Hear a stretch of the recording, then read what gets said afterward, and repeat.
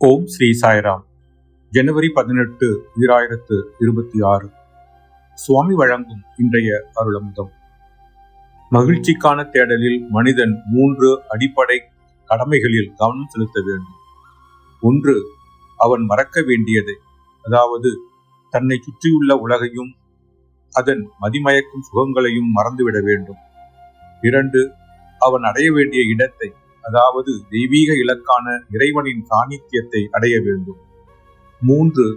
அவன் விட்டுவிட வேண்டியதை, அதாவது பொருள்களின் மீதான ஆசைகளையும் நாட்டங்களையும் விட்டுவிட வேண்டும்.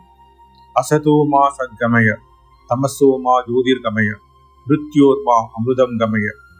அசத்தியத்திலிருந்து சத்தியத்திற்கு என்னை வழி நடத்துக. அறியாமை எனும் இருளிலிருந்து ஒளிக்கு என்னை இட்டுச் செல்க.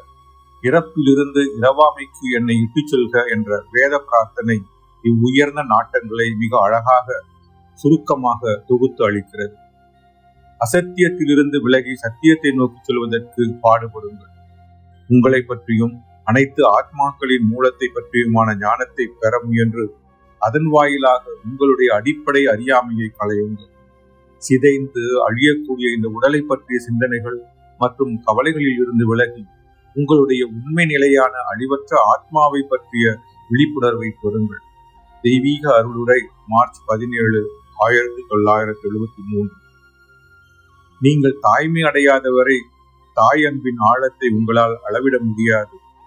நீங்கள் தெய்வீகமாக ஆகாதவரை உங்களால் உன்னதமான தெய்வீக பரவச நிலையை அறிய இயலாது என்கிறார் பகவான் ஸ்ரீ சத்திய சாயி பாபா.